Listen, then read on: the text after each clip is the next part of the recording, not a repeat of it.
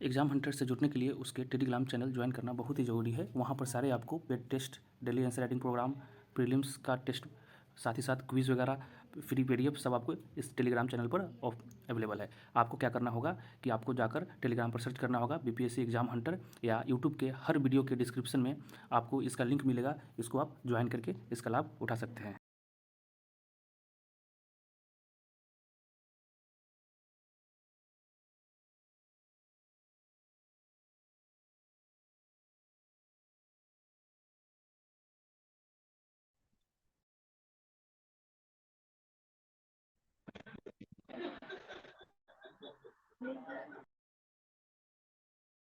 Chat box में सारे लोग अपने डाउट्स पोस्ट करते हैं, जो भी डाउट्स है जिसके रिगार्डिंग डाउट सब बिगिन कर रहे हैं। ठीक है,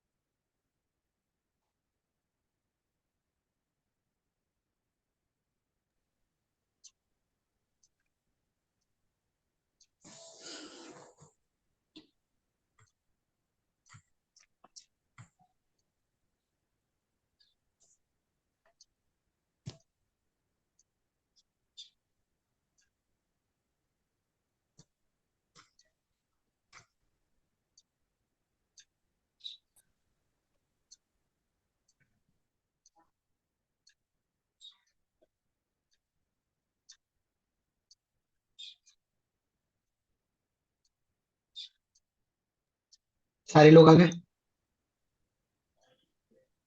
सेशन इंटरैक्टिव रखेंगे। कोई भी कुछ ही को भी कहीं भी डाउट हो तो तुरंत उस पॉइंट को क्लियर करेंगे, और किसी भी पॉइंट को लेके बाद में उसको नहीं उसी समय पूछेंगे। बेसिक फ्रेमवर्क से शुरू करते हैं। Introduction, body, challenges, way ahead, conclusion. 38 marker. किन्हीं का म्यूट नहीं है, प्लीज म्यूट कर लें। मेरे अलावा जितने लोग भी हैं सब म्यूट कर लें प्लीज।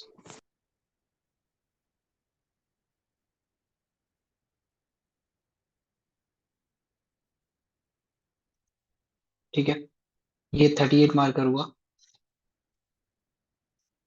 और इधर 7-8 मार्कर का डिस्क्रिप्शन लिखेंगे।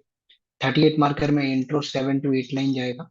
Body 1.5 to 2 pages. चैलेंजेस आपको half pages. Way ahead half pages.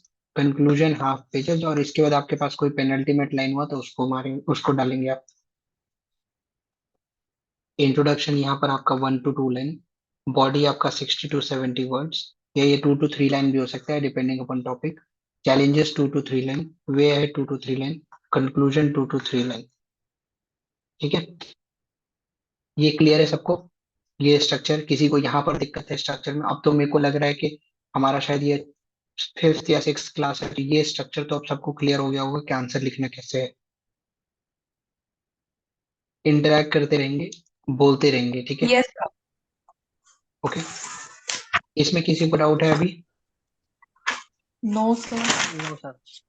ठीक है, किन्हीं के पास क्या बोलते हैं पीवाईक्यू है लास्ट ईयर का? मतलब सॉरी, पीवाईक्यू अभी तक जितना भी हुआ है बीपीएससी किसी का भी, उसमें यस सर। सेकुलरिज्म टॉपिक खोलिएगा आप। सेकुलरिज्म का टॉपिक।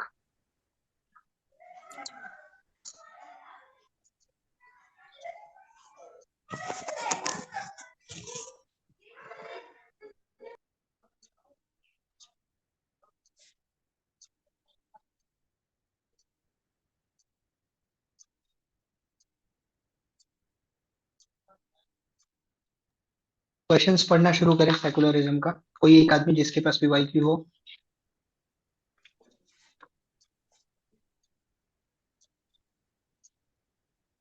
कोई भी एक पढ़ दीजिए, कोई दिक्कत नहीं है।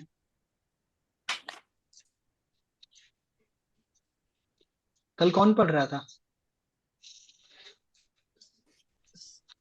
सर 68 में एक क्वेश्चन था, analyse critically the dynamic secularism in India. ठीक है, तो आप ही पढ़ रहे हैं ना? रुक जाइए। Yes sir. सो सेकुलरिज्म की टॉपिक है, सबसे पहले था डायनेमिक सेकुलरिज्म का क्वेश्चन, ये 68 का था। ठीक है, और पढ़िए। सर उसके बाद वो हिस्ट्री में आ जाता है, नेहरू एंड सेकुलरिज्म का। ठीक है, फिर नेहरू के सेकुलरिज्म की बात की गई है। ठीक है, ठीक है, और बताइए। और याद करिए, कुछ तो होगा। एक जनरल चैलेंजेस वाला क्वेश्चन पूछता है, वेस्टर्न वर्सेस इंडियन। ऑल दो ये अभी तक बीपीएससी में पूछा नहीं है, बट ये यूपीएससी में कंटिन्यूअस इस थीम पे सवाल पूछा गया है। यस ठीक है, सर। तो स्टार्ट करते हैं सेकुलरिज्म। क्या होता है सेकुलरिज्म, बताइए आप लोग। इंटरैक्टिव रखेंगे सेशन को, ज्यादा सीखने को मिलेगा और गलतियां कम होंगी आपसे एग्जामिनेशन में। अभी जितनी गलती करनी है सब अलाउड है। बोलिए। Respect to all religion. Respect to sir all. अच्छा, एक और चीज, थोड़ा सा क्योंकि ये पॉलिटी की टॉपिक है, तो एक काम करेंगे ना, जो भी लोग जो पॉइंट बोलेंगे ना, कोशिश करेंगे कि अगर कोई फंडामेंट मतलब कोई भी आर्टिकल याद हो इसके रिगार्डिंग, तो वो आर्टिकल साथ में कोट करते चलेंगे। ठीक है। सर सर महात्मा गांधी का एक कोट था, the state should separate itself from the separate politics and religion. आप ये कह रहे हैं कि गांधी जी का था पॉलिटिक्स और रिलीजन को सेपरेट कर देना चाहिए। ये गांधी जी का नहीं था सर, ये यस आप सर। गलत सोच रहे हैं, ये मैकियावेली का इसके है। अपोजिट था सर गांधी जी का तो। ठीक है, हाँ। गांधी जी का सर्वधर्म संभव का था, गांधी जी का ये नहीं कहता है। गांधी जी का कहता है कि दोनों एक साथ कंबाइंड होके काम करेंगे। ठीक है। Sir secularism mean state can't have any particular reason of it own. No state religion. या ठीक है, और बताइए। सेकुलरिज्म सर एक separation of religion from political, economic, social and cultural aspect of life, अगर वेस्टर्न फिलोसफिकल वे सर से true है। Sir paper लिखना है कि आप मतलब एग्जामिनेशन लिख रहे हैं, ये बताइए। पेपर में इतना गलत नहीं लिख सकते आप। सर मतलब देखिए, हम एक चीज बता रहे हैं, ठीक है। जब आपको लगे ना कि क्वेश्चन पूछा जा रहा है 1 वर्ड और 2 वर्ड में, और आपको वहां 4 लाइन लग रहा है ना, समझ जाइए कि वहां रुक जाना है। Yes sir. समझ गए? जैसे इन्होंने कैसे बोला, नो स्टेट रिलीजन, सर फिर ये रेस्पेक्ट टू ऑल रिलीजन, तो इस टाइप की कुछ सिंगल वर्ड 2 वर्ड वाली चीज बोलिए। ठीक है, और बताइए।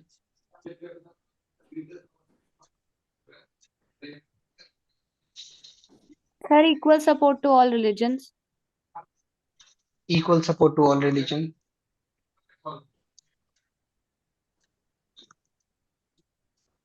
ठीक है,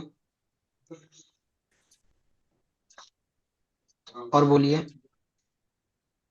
The freedom to confess any religion. Article 25। 25। Yes, sir. ठीक है, तो एक काम करेंगे, अब इसमें थोड़ा सा सेकुलरिज्म टर्म को डिफाइन कर लेंगे।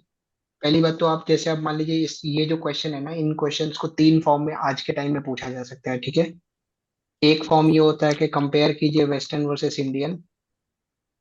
दूसरा फॉर्म आ जाता है नेहरू का सेकुलरिज्म। ठीक है, तीसरा फॉर्म आ जाता है कि इंडियन सेकुलरिज्म। ठीक है, और चौथा फॉर्म ये आ जाता है कि डायनेमिक सेकुलरिज्म क्या है। ये 4 फॉर्म में सवाल आपसे अभी फिलहाल पूछे जाएंगे, जो हिस्ट्री वाला भी एंगल जिसमें कवर हो जाएगा, कुछ हिस्ट्री का भी नहीं बचेगा। ठीक है, तो पहली बात ये जानिए कि सेकुलरिज्म को कॉइन किसने किया। तो 1951 का ये टर्म है जिसको कॉइन किया गया जी जे हॉलीओक के द्वारा। ठीक है, इसका डेफिनेशन क्या है, तो इसका डेफिनेशन लिखिएगा। थोड़ा सा पॉलिटिकल टर्म्स में डेफिनेशन इसका है, जो अभी तक आप पढ़ते आए हैं वो थोड़ा सिंपल डेफिनेशन है, बट ये थोड़ा पॉलिटिकल टर्म्स में डेफिनेशन, तो उसको लिखिएगा। Secularism is defined as the branch of utilitarianism ethics designed for physical, social, moral improvement of mankind, which neither affirms designed for social, physical, moral improvement of mankind, which neither affirms nor denies any premises of religion. ठीक है, जो आपने बात बोली वही चीज बोले, बस इसको पॉलिटिकल लैंग्वेज में बोले हैं. ठीक है, अब ये बताइए, पहली बात तो नेहरूवियन सेकुलरिज्म ही इंडियन सेकुलरिज्म है, ये तो आपको क्लियर होगा ना. इंडियन सेकुलरिज्म में और भी 3-4 लोग थे, बट उनकी अप्रोचेस को इतना ज्यादा नहीं मानने दिया गया क्योंकि Nehru became the prime minister, तो ऑब्वियसली नेहरू का बात चला. तो अब ना इसको हम एक ट्रायंगल के फॉर्म में समझने की कोशिश करेंगे और एग्जाम में बनाएंगे भी ऐसे. इधर इंडियन लिखेंगे, इधर वेस्टर्न लिखेंगे. अच्छा, वेस्टर्न सेकुलरिज्म में क्या होता है, separation of state from religion होता है. यहाँ सेपरेशन नहीं होता है.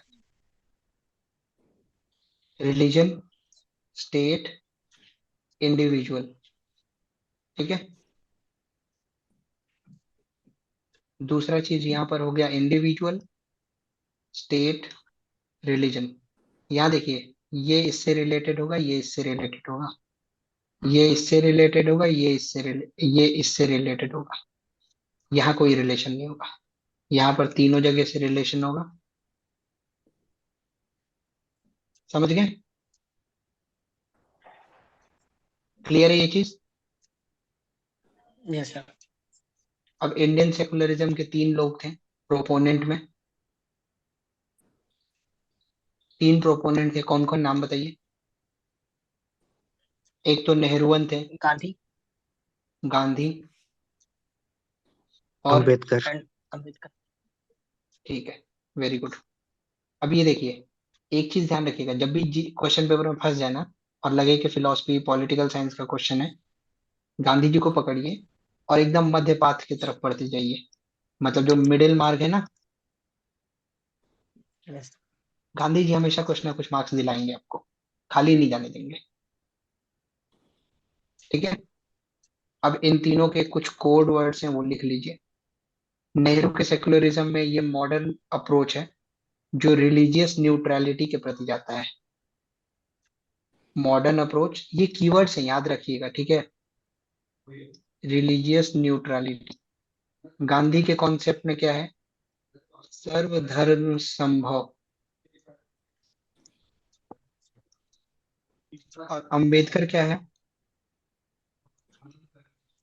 Rights of minority.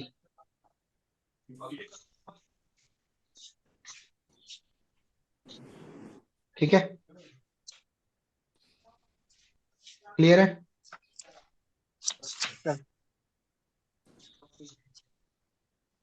ठीक है, अब एनालिसिस पे आते हैं, इंडियन सेकुलरिज्म का एनालिसिस पे. ये क्लियर हो गया आपको अप्रोच, कैसे कीवर्ड्स को मेंशन करना है, कैसे कहीं कुछ है जो नहीं समझ में आ रहा है.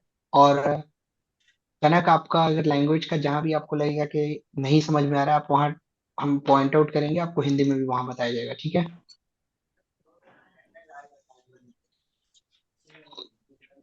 हाँ, करंट का तीनों पोर्शन कवर किया जाएगा संजीव, बिहार, इंडिया और नेशनल इंटरनेशनल तीनों. ठीक है, एनालिसिस पे आइए. क्या इंडियन सेकुलरिज्म सक्सेसफुल है, बताइए. Sir, not perfectly. नहीं सर. पहले बात तो नॉट परफेक्टली है, ये सब नहीं लिखते हैं. पहला बात, इसमें हम कोट करेंगे किसी आदमी को कि कोई आदमी क्या बोलता है इंडियन सेकुलरिज्म के रिगार्डिंग. तो इंडियन सेकुलरिज्म का बिगिनिंग करेंगे हम कि 42nd कॉन्स्टिट्यूशनल अमेंडमेंट के थ्रू इंसर्ट किया गया प्रीएम्बल में सेकुलर वर्ड. इससे पहले कभी सेकुलर तो था नहीं. ठीक है, और सर वैसे देखा जाए तो था पहले से. नहीं नहीं, वो देखिए, एक चीज बताते हैं, दो चीज होती है. फंडामेंटल राइट में लिखा हुआ है. दो चीज होती है, कहीं नहीं लिखा हुआ है पूरे फंडामेंटल राइट में, आप पढ़ लीजिए, हमको भी मिले तो बता दीजिएगा. किसी भी फंडामेंटल राइट्स में अगर आपको सेकुलर वर्ड लिखा हुआ मिल जाए तो हमको बता दीजिएगा. जो आर्टिकल 25 बोलता है कि एवरीबॉडी. सेकुलर वर्ड लिखा हुआ है सरकार, ये बताइए. सर आर्टिकल 25 हमको पूरा याद है. तो उसको नहीं बोल आर्टिकल सकते हैं सेकुलरिज्म. हम मैंने अभी आपको दो टर्म स्क्रीन पे लिखा है, दिख रहा है। एक इम्प्लिसिट हुआ, Implicit, एक एक्सप्लिसिट हुआ। जो आप बोल रहे हैं वो इम्प्लिसिट है, एक्सप्लिसिटली मेंशन्ड वाया दिस। ठीक है, क्लियर है? यस सर, यस सर, हाँ। तो ये आया। तो इसके बाद क्या हुआ, रिलीजियस फ्रीडम का डिनोमिनेशन स्टैब्लिश हो गया। ठीक है, जो कहीं बैकसीट पे था वो पूरे तरीके से स्टैब्लिश हो गया। दूसरा, आर्टिकल 25 का आप मेंशन करेंगे, उसके चार कीवर्ड हैं आर्टिकल 25 के, बताइए। अभी आप बोल रहे थे ना आर्टिकल 25, चारों कीवर्ड बताइए, The बोलिए। right to confess, profess, sir everybody has confess, right to protect their religion. Confess, profess, और बताइए। propagate, प्रोपोगेट, और बताइए। प्रैक्टिस। Yes sir, practice. ठीक है, और एक और चीज थोड़ा सा क्लास का वो मेंटेन करेंगे कि अगर कोई भी इंसान बोल रहा है तो उसके रुकने का वेट करेंगे, उसके बाद अगला आदमी बोलेगा। ठीक है, उसको बीच में कट नहीं करेंगे। मतलब मेरे को आप कट कर सकते हैं, कोई दिक्कत नहीं, आपको डाउट हो तो, बट आपका कोई अगर कलीग अगर बोल रहा हो या कोई भी बोल रहा हो, क्योंकि तो उसके लिए उसकी मोरल भी हाई रखना इंपॉर्टेंट है। ठीक है, तो ये चीज हो गया। तो अब आप इसमें क्या देखें, अभी रिसेंटली सुप्रीम कोर्ट 2018 का एक आर्टिकल था जिसमें सुप्रीम कोर्ट ने ये भी बताया कि right to convert is also one's right, fundamental right नहीं, बट राइट है। ठीक है, क्लियर है? ये सब मेंशन करते जाइएगा एग्जाम में, यही आपको एज दिलाएगा। ठीक है, उसके बाद और बताइए। अब इसमें ना कुछ एक एक दो पॉइंट है, एक दो लोग हैं एनालिसिस वाले में जिनके आपके नाम जानने जरूरी है। ठीक है, एक नियो गांधीयन अप्रोच होता है, इसका मतलब जानते हैं आप? no sir, neo Gandhian, Gandhian approach क्या होता है? कि सर्वधर्म संभव वाला अप्रोच होना चाहिए। नियो गांधीयन क्या होता है कि मॉडर्निटी के साथ इंक्लूसिविटी को इंक्लूड करना। मतलब जो चीज चल रहा है अगर उससे बेटर भी अगर अप्रोच अवेलेबल हो तो हम उसको भी इंक्लूड करेंगे। और इसको प्रोपोगेट किए थे आशीष नंदी करके। आपको इनका नाम लिखने की जरूरत नहीं है, आप खाली एग्जाम में ये लिखेंगे कि नियो गांधीयन अप्रोच जो है वो सिंपल ये बताता है कि सेकुलरिज्म इंडियन कंटेक्स्ट में नेसेसरी है। और क्यों नेसेसरी है? क्योंकि सेकुलरिज्म पब्लिक स्फेयर में साइंटिफिक मैनेजमेंट करता है। ठीक है, क्लियर है? yes, कुछ डाउट हो रहा है तो पूछते जाइएगा। मतलब ये है थोड़ा टफ टॉपिक और इससे सवाल भी टफ आएंगे। ये इकलौता सेक्शन है जहां से सवाल टफ आएंगे, पॉलिटी से। ठीक है, और बताइए। पब्लिक मैनेजमेंट वाला क्या बोले? नियो गांधीयन अप्रोच का, यस। नियो गांधीयन अप्रोच का scientific management of public sphere. ठीक है, दूसरा, Indian context of secularism humanism को सपोर्ट करता है। एग्जाम्पल इसका क्या देंगे आप? एग्जाम्पल बताइए इसका क्या देंगे? एक हिंदू डॉक्टर या मुस्लिम डॉक्टर एक मुस्लिम पेशेंट या हिंदू पेशेंट को इक्वली ट्रीट करता है। ठीक है, ह्यूमनिज्म का ही ग्राउंड है ना ये। जब कोई रोड एक्सीडेंट होके आता yes है, sir, और कहीं पे नहीं करता है क्या सर? जैसे अभी एक फिनलैंड एक नॉर्वे में केस हुआ था ना, तो नॉर्वे में केस में क्या हुआ था कि एक रिलीजियस फंडामेंटलिज्म का एलिमेंट पाया गया था, जिसको ऊपर डॉक्टर के ऊपर ये था ना कि मतलब आप ट्रीट नहीं करेंगे जब तक कि पुलिस अवेलेबल ना आए। बट इंडिया में ये सब फॉर्म नहीं चलता है, इंडिया में सेकुलरिज्म इतना ब्रॉड है कि हम ह्यूमनिज्म को हमेशा सेकुलरिज्म के ऊपर रखते हैं। मतलब humanism is above secularism. Treat करता है, हर जगह ट्रीट करता है, बट प्रोटोकॉल है, प्रोटोकॉल में लोग मर जाते हैं। सर पाकिस्तान में नहीं करते हैं सर। पाकिस्तान में नहीं करते हैं, रिलीजियस फंडामेंटलिज्म का स्टेट है। ठीक है, वहाँ पे और एक वीडियो में और मैं देखा था वहाँ पे। सुन लीजिए, ये चीज हो गया। दूसरा बात, हमेशा याद रखिएगा एग्जामिनेशन में एंटी पाकिस्तान स्टैंड नहीं रखेंगे। ठीक है, ये आपकी वीक मेंटालिटी को दिखाता है। एग्जामिनेशन में एंटी मुस्लिम स्टैंड नहीं रखेंगे, एग्जामिनेशन में एंटी कास्ट स्टैंड नहीं रखेंगे, ये तीनों स्टैंड से बचेंगे। क्लियर है? जब तक एक्सप्लिसिट, जब तक डायरेक्टली बोले ना कि पाकिस्तान को गोली मार देना चाहिए, ये सही जवाब है, आप बताइए गोली क्यों क्यों मारना चाहिए, तब तक आप नहीं कहेंगे कि पाकिस्तान को हम गोली मारेंगे। आपसे पूछा पाकिस्तान को गोली मारना चाहिए तो आप यही कहेंगे कि सर ये रीजन है जिसके कारण लगता है कि गोली मार देना चाहिए, ये रीजन है जिसके कारण लगता है कि नहीं और कोई तरीका हो सकता है। और फिर लास्ट में आप ये कहेंगे कि किसी भी तरीके से violence is never a solution, हम हमेशा पीस के प्रति जाएंगे, और उसमें आप कोट करेंगे अपने पंचशील को। ठीक है, हाँ सर, सही बोल रहे हैं, ठीक है सर। समझ गए? जी सर। याद रखिएगा जहां पर आप फंस जाए ना सेकुलरिज्म और इन सब के कॉन्सेप्ट में, याद रखिएगा पंचशील को दौड़ा के ले आइए। पंचशील एक ऐसा चीज है ना जो आपको बचा लेगा पॉलिटी के मैक्सिमम क्वेश्चंस में। ठीक है, अब ये बताइए सेकुलरिज्म का ब्रॉडर कॉन्सेप्ट कहाँ से डेराइव हुआ? एसआर बोमई केस 1994, जो सेकुलरिज्म को बेसिक स्ट्रक्चर डॉक्ट्राइन का पार्ट बताया। ठीक है, ये हो गया सेकुलरिज्म का। अब आते हैं थोड़ा डायनेमिक सेकुलरिज्म। सेकुलरिज्म के हमने सारे एंगल्स को कवर कर लिया है। ठीक है, अब डायनेमिक सेकुलरिज्म का बात है। डायनेमिक सेकुलरिज्म में आप लोग बताइए एग्जांपल दो तीन बताइए और इसका मतलब क्या समझते हैं आप?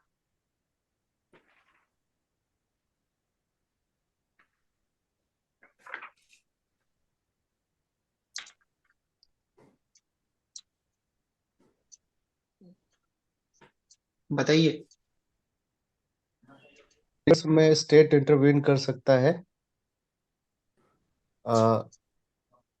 राइट्स को प्रोटेक्ट, या देखिए फिर आप यहाँ पर वो तो एनालिसिस का सर पार्ट हो गया। सुन लीजिए, वो तो एनालिसिस का सर पार्ट हो सर गया। ट्रिपल तलाक सर, ट्रिपल यहाँ तलाक। ठीक है, सर ट्रिपल सोसाइटी के ट्रिपल नीड के हिसाब से अगर जो रिलीजन में चेंजेस लाए जाए। ठीक है, डायनेमिक का मतलब यही हुआ सर। मतलब देखिए जैसे एग्जाम्पल का बात किया ना, तो इन्होंने जैसे ट्रिपल तलाक की एक पॉइंट डाला है ना, तो इस तरीके का सिंगल यस पॉइंट बताइए, इस तरीके की सिंगल पॉइंट बताइए। मतलब इतना ब्रॉड मत जाइए, लेंदी में मत जाइए। हम आपको बता रहे हैं अगर ये वाली चीज पे आप काम नहीं करेंगे एग्जाम में पेपर छूट जाएगा सर। सर ठीक है, प्रॉपर्टी राइट। सर यहाँ पर यूसीसी। सर यूसीसी पे वो होना, कन्वर्सेशन होना। कह सकते हैं यूसीसी एक एंगल से है, बट इसमें लिमिटेड लिखना होगा, इसमें बताएंगे लिखना क्या है। ठीक है, और बताइए। सर प्रॉपर्टी हिंदू राइट नहीं को होता है लेडीज को, सब रिलीजन में प्रॉपर्टी अलग अलग है। और सर सब रिलीजन सर में अलग उज्ज्वला अलग है। Scheme, sir Ujjwala scheme sir पता नहीं चला सबरीमाला देनी टेम्पल चाहिए। एंट्री। ठीक है, Sabarimala Then subsidies for religious pilgrimages at like Hajis to Muslims. Negative point जाएगा। देखिए Sir, हम आपको Shahbanu की पहले, शाहबानो ही ट्रिपल तलाक का प्रीकर्सर है। मतलब ट्रिपल तलाक पहले शाहबानो ही बना, उसके बाद ही ये सब आगे बढ़ा है। Yes sir. ठीक है, तो एक ही चीज को बार बार नहीं लिखेंगे। एग्जामिनर हम लोग से ज्यादा पढ़ा लिखा है। देखिए पहली बात तो डायनेमिक का मतलब समझिए। डायनेमिक का मतलब ये हुआ कि आज ये था, कल ये हो गया, परसों ये होगा। तो इसका एग्जाम्पल कैसे आप प्रेजेंट करेंगे कि सर 1950s के एरा में हम लोग सेकुलरिज्म को मानते थे, बट हमारे यहाँ कोई वर्ड्स नहीं थे। 1970s के एरा में हमने सेकुलरिज्म को प्रियम्बल में इंक्लूड किया। 1994 के एरा में हमने एसआर बोमई केस के थ्रू इसको बेसिक स्ट्रक्चर डॉक्ट्राइन में डाला। और 2000 एरा में हमने सेकुलरिज्म को ह्यूमनिज्म के साथ कंबाइन किया। और 2015 ऑनवर्ड्स हमने सेकुलरिज्म को मेजर पॉलिसी फ्रेमवर्क में दिखाया। तभी तो आप देखेंगे कि जितने भी रूल रेगुलेशन स्कीम जो आते हैं वो different different caste, different different लोग, और उसके बाद फिर आप इसमें तीर्थ यात्रा कर का मेंशन कर देंगे। फिर जैसे मान लीजिए हज यात्रा हो गई मुस्लिम की, फिर इसमें मान लीजिए हिंदुओं के लिए पिलग्रिमेज हो गया। ठीक है, क्लियर हो गया? साजिश सर। क्लियर हो गया ये डायनेमिक कैसे हुआ? Yes sir. Yes sir. बस यही इस क्वेश्चन में लिखना था। इस क्वेश्चन में यही लिखना था कि डायनेमिक हुआ कैसे। और लोग क्या लिखे हैं, डिफाइन सेकुलरिज्म, सेकुलरिज्म ये कॉन्स्टिट्यूशन में ये ऐसा ऐसा है। पूछा था यार क्या ये सब? वो क्या पूछा, डायनेमिक कैसे है? तुमसे अगर पूछे, सर तुम्हारी मम्मी से अगर कोई पूछेगा कि मैम बताइए आपका बेटा पढ़ने में कल के दिन में ऑफिसर बन गए, तुम्हारा इंटरव्यू होगा, तुम्हारी मम्मी से पूछा जाएगा बेटा आपका कैसे, तुम्हारी मम्मी क्या बताएंगी? हाँ क्लास 1 में भी टॉप करता था, 10 में भी टॉप किया था, 12 में भी टॉप किया था, यहाँ जाके एग्जाम निकाल रहा है बन गया। ये थोड़ी तुम्हारी मम्मी कहेंगी मेरे बेटा को लाल बुशर्ट पसंद है, मेरा बेटा पैंट हाफ पहनता है, मेरा बेटा को चाउमीन खाना पसंद है, ये थोड़े बताएंगी यार। समझ गए? सर ठीक है। बट सर इसमें सेकुलरिज्म। चैलेंजेस भी हाँ दे सकते बताइए। हैं, लाइक इसमें हाँ चैलेंजेस भी दे सकते हैं मतलब। चैलेंजेस दे सकते हैं। चैलेंजेस में आप दे सकते हैं एक तो रिलीजियस फंडामेंटलिज्म, और दूसरा आप चैलेंजेस दे सकते हैं कि फेक न्यूज का जो पॉइंट है ना, या यस। प्रोपेगेंडा बेस्ड इशू जो होती है वो हो गई। और वे अहेड में क्या है, तो वे अहेड में इसमें आप एक सचर कमेटी का मेंशन करेंगे जो कि मुस्लिम्स के वेलफेयर के लिए है।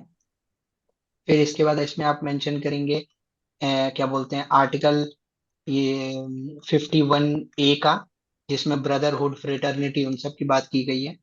फिर या आप प्रियम्बल की प्रिंसिपल्स का बात करेंगे, unity and integrity of nation. और फिर United nation human rights commission का मेंशन कर देंगे, जो ये कहता है वन वर्ल्ड वन अर्थ, जो हमारा वासुदेव कुटुंबकम है। ठीक है, मतलब आप वासुदेव कुटुंबकम को यूनाइटेड नेशन ह्यूमन राइट्स के प्रिंसिपल से जोड़ देंगे। हम आपको ऐसे बताएं बट टेक्निकली आप ऐसे जोड़ेंगे, आप इधर से इधर जाएंगे। ठीक है, यस सर। समझ गए? और आप हाँ। कंक्लूड कैसे करेंगे? तो कंक्लूड आप सिंपल सीधी गांधीयन फिलोसफी पे कंक्लूड कर देंगे आप। ये आपको मन करे तो आप रविन्द्रनाथ टैगोर की फिलोसफी पर, जो कॉस्मोपॉलिटन वर्ल्ड स्ट्रक्चर की बात करते हैं ना वो, मतलब कि बाउंड्रीलेस यस कंट्रीज सर, की, ह्यूमनिज्म पे। ह्यूमनिज्म पे। बस बताइए, आपसे अच्छा आंसर कोई लिखेगा? कोई नहीं लिख सकता है। ठीक है। और सर एक सीजीआई ने बोला था कि इन मतलब कंट्री लाइक आवर्स कि मेजोरिटी विल हैव इट्स पे and but hmm, minority must have it's से। बस। तो इन्हीं सारी लाइन से आप देखिए, किसके पास क्या पंच लाइन है वो आप जानते हैं। पंच लाइन मेरा काम है आपको सिखाना। अभी तक देखिए पिछले 5 क्लास से मैंने क्या सिखाया आपको, intro, body, challenges, way ahead, conclusion. अब तो ऐसा होता है कि किसी क्वेश्चन में एक्सप्लेन करते हुए हम आपको भूल जाते हैं, तो आप हमको तुरंत याद दिला देते हैं। Yes sir. ठीक है कि सर ये वाला पोर्शन बता दीजिए। अब अगला पार्ट टच कर लेते हैं, एग्री इन्वेस्टमेंट पॉलिसी का। ठीक है। Yes sir.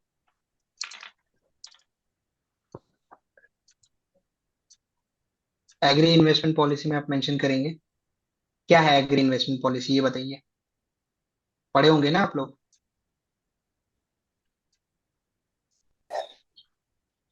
विजन क्या है? एग्रीकल्चर इन्वेस्टमेंट पॉलिसी का विजन ये कहता है कि तुम्हें इनेबलिंग इकोसिस्टम चाहिए एग्रीकल्चर इन्वेस्टर्स के लिए। ठीक है, इनेबलिंग इकोसिस्टम। ठीक है।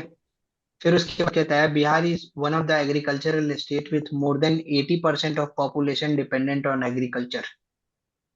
ठीक है। उसके बाद आप इसमें बताएंगे कि बिहार में इस पॉलिसी की रिक्वायरमेंट क्यों है, वाई दिस पॉलिसी। ठीक है, बताइए रीजन बताइए। प्रोडक्टिविटी बहुत कम है यहाँ पे। Reduction of wastage, India approx Bihar में 28 मतलब 28 से 30% तक की वेस्टेज हो जाती है। सेकंड क्या है, प्रोसेसिंग की नीड के लिए।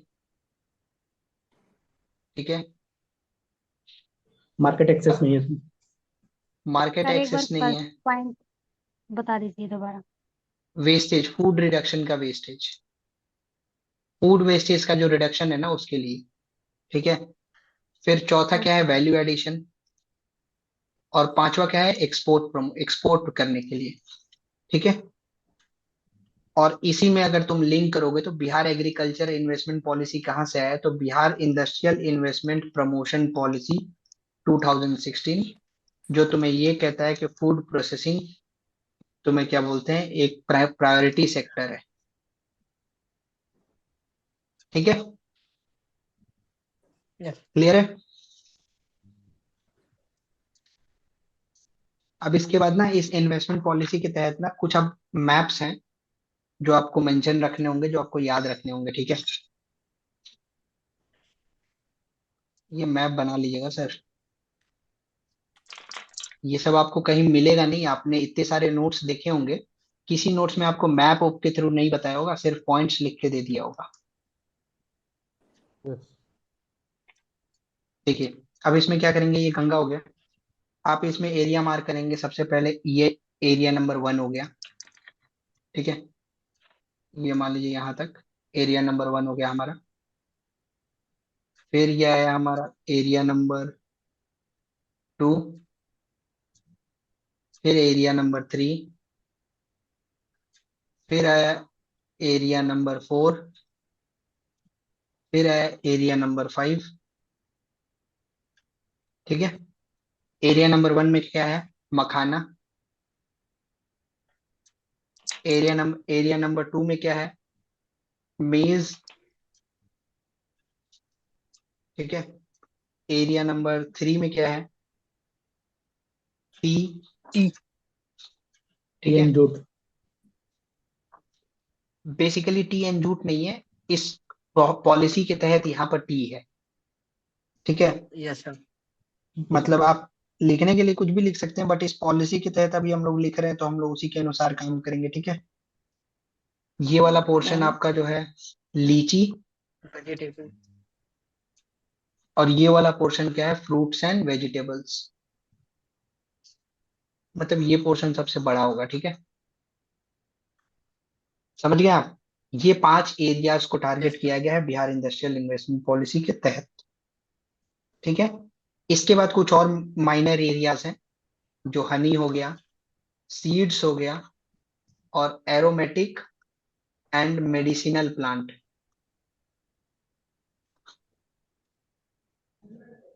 ठीक है, सुगंधित और जो तुम्हें दवाई वाले प्लांट्स होते हैं ना, मेडिसिनल वाले, वो हो गया। ठीक है, उसके बाद आगे का इसका मेंशन करते हैं कि इसका कवरेज कब तक के लिए होगा। तो इसका कवरेज होगा 31 मार्च 2015। ठीक है, उसके बाद इसमें और क्या क्या है, इसमें ऑप्शंस क्या क्या दिया। पहली बात तो नोडल एजेंसी जानिए कौन सी है। तो नोडल एजेंसी हो सकती है आपके बिहार हॉर्टिकल्चर डेवलपमेंट सोसाइटी। ठीक है, बिहार हॉर्टिकल्चर डेवलपमेंट सोसाइटी। फिर उसके बाद इसमें अब सबसे क्या क्या प्रोविजंस है वो जानिए। प्रोविजंस प्रोविजंस में आप ये समझिए कि पहली बात कि इंडिविजुअल इन्वेस्टर को 15% तक की प्रोजेक्ट कॉस्ट पे सब्सिडी मिलेगी। जिसमें कौन कौन लोग आते हैं, तो इंडिविजुअल हो गए, इन्वेस्टर हो गए। ठीक है, फिर उसके बाद एलएलपी वाले जो पार्टनरशिप होते हैं ना, लिमिटेड पार्टनरशिप, एलएलपी। फिर एफपीओ, सेकेंड पॉइंट है एफपीओ को। एफपीओ को कितना मिल रहा है, 25% का। ठीक है, और थर्ड पॉइंट क्या हुआ कि प्रोजेक्ट कॉस्ट पे मिनिमम अप्रूवल कितने का होना चाहिए, 0.25 करोड़, मतलब 25 लाख से लेके 5 करोड़ तक की प्रोजेक्ट की कॉस्टिंग होनी चाहिए। और capital subsidy entirely credit link होगा। फिर ये कीवर्ड से याद रखिएगा, ये पॉलिसी फ्रेमवर्क में आप एक बिहार गवर्नमेंट की 38 पेजेस की पीडीएफ है, उसका ये समरी मैं आपको बता रहा हूँ। ठीक है, आपको मन होगा तो ओरिजिनल फोर्थ पीडीएफ भी भेज पॉइंट दूंगा क्या मैं। है? क्रेडिट लिंक, फोर्थ पॉइंट क्या है? Credit link subsidy. Okay sir. और पांचवा fix cost of capital investment. Fix cost of capital investment including land value not exceed 10% of project cost. ठीक है, क्लियर है।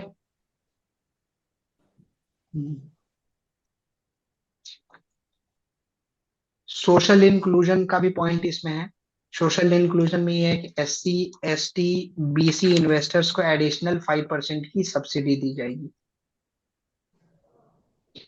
ठीक है।